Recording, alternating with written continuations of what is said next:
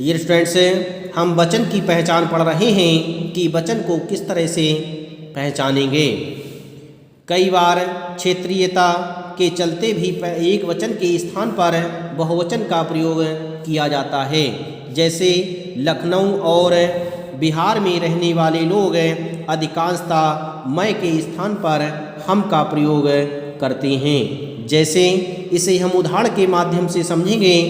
हमारे माता पिता जी हमें इजाज़त नहीं देंगे, हमें अभी जाने दो, हमने आपको पहले ही सूचित कर दिया था। इस तरह से मैं के स्थान पर हम हमें प्रयोग कर रहे हैं। अगला नियम है बड़प्पन प्रकट करने के लिए भी एक वचन के स्थान पर बहुवचन का प्रयोग होता है।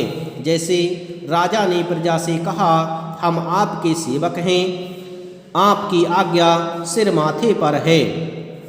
इस तरह से कुछ संज्ञा शब्द सदैव बहुवचन में ही रहते हैं। जैसे बाल, दर्शन, प्राण, आंसू, होश, हस्ताक्षर, समाचार, दाम, लोग आदि, यह हमेशा बहुवचन में ही रहते हैं।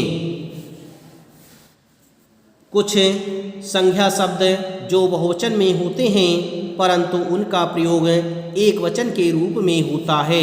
जैसे जाति, परिवार, सेना, दल, वर्ग, गण, वृंद, पदार्थ सूचक शब्द जैसे सोना, चांदी, पानी, दूध आदि। इस तरह से यह ऐसे हैं जिनका हम बहुवचन में ही प्रयोग नहीं करेंगे, इनका हम प्रयोग एक वचन में ही करेंगे।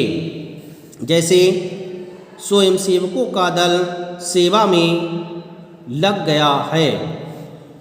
भारतीय सेना ने शत्रु की ईंट से ईंट बजा दी। यह शब्द एक वचन का प्रयोग किया जा रहा है परंतु यह बहुवचन में प्रयोग होना है। यह सेना शब्द बहुवचन का प्रयोग ना करके हम एक वचन के रूप में प्रयोग कर रहे हैं। अगले नियम हैं व्यक्तिवाचक तथा भाववाचक संज्ञाओं का प्रयोग सदा एक वचन में ही होता है। जैसे गन्ने में बहुत मिठास है। मिठास शब्द भाववाचक संज्ञा है। ताजमहल की सुंदरता देखते ही बनती है। सुंदरता शब्द भाववाचक संज्ञा है। श्रेया नाच रही है। श्रेया व्यक्तिवाचक संज्ञा है। कल्पना चावल चावला, कल्पना चावला प्रथम महिला अंतरिक्ष यात्री थी। यह संज्ञा शब्द है। इस तरह से व्यक्तिवाचक और भाववाचक संज्ञाओं का प्रयोग हमेशा एक वचन में ही किया जाता है। आकाश, पानी, वर्षा, जनता, प्रजा, सत्य आदि शब्दों का प्रयोग सदैव एक वचन में होता है। इन शब्दों को हमेशा हम एक वचन में ही प्रयोग करेंगे। जैसे प्रजा जय जयकार करने लगी। यहाँ पर प्रजा शब्द बहुवचन होना चाहिए परंतु हम इसका प्रयोग एक वचन में ही करेंगे। पानी ठंडा है। जनता ने नेताओं को सबक सिखाया। इस तरह से यह शब्द हमेशा एक वचन में ही प्रयोग किए जाएंगे। डियर स्टूडेंट्स, आपके इस बुक में एक वचन से बहुवचन बनाने के कुछ नियम बताए गए हैं कि किस तरह से हम एक वचन से बहुवचन शब्द बनाएंगे। जैसे पुल्लिंग शब्दों में अंतिम आ को ऐ करके हम ऐ लगाकर बहुवचन बना सकते हैं। जैसे रात से रातें, कथा से कथाएं। इस तरह से हम कुछ प्रत्ययों को जोड़ करके हम एक वचन से बहुवचन लगा सकते हैं। कुछ शब्दों में परिवर्तन करके हम एक वचन से बहुवचन बना सकते हैं। इस तरह से आपकी बुक में बहुत से नियम दिए गए हैं। इनको देखकर आप अच्छी तरह से समझ लेंगे।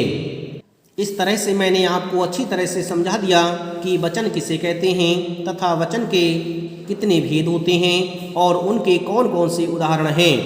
इस तरह से यह आपकी प्रश्नावली दी गई है, इसे आप अच्छी तरह से अपनी कॉपी में लिखेंगे। वचन किसे कहते हैं, इसके कितने भेद हैं, उदाहरण सहित स्पष्ट कीजिए। मैंने आपको अच्छी तरह से समझा दिया, इसलिए आप इन प्रश्नों को अच्छी तरह से अपनी कॉपी में लिख लेंगे। अगला प्रश्न दिया गया है, कोष्टक में दिए गए शब्दों का उचित रूप भरकर रिक्त स्थानों की पूर्ति कीजिए। इसमें यह आपके कोष्टक में शब्द दिए गए हैं, इन्हें आपको भर करके रिक्त स्थानों की पूर्ति करनी है। जैसे दिया गया है, ताकतवर हो इसलिए धक्का शब्द यहाँ पर लिखा हुआ है, इसके स्थान पर हमें लिखना है धक्के मार कर हमें भगा रहे हो। इस तरह से आपके ये शब्द दिए गए हैं, इनका रूप परिवर्तित करके आपको अच्छी तरह से भरना है। अगला है, रंगीन शब्दों के वचन बदलकर वाक्य दोबारा लिखिए। इसमें रंगीन शब्द जो दिए गए हैं, इनका वचन परिवर्तित करना है। जैसे वह तुमसे मिलकर बहुत खुश होगा, इस वाक्य को जब हम बदलेंगे तो होगा वे तुमसे मिलकर के बहुत खुश होंगे। इस तरह से आपको इन वाक्यों को बदल करके अच्छी तरह से अपनी कॉपी में लिखना है। अगला प्रश्न दिया गया है, निम्नलिखित शब्दों के वचन बदलिए। इन शब्दों के आपको वचन पर परिवर्तित करना है।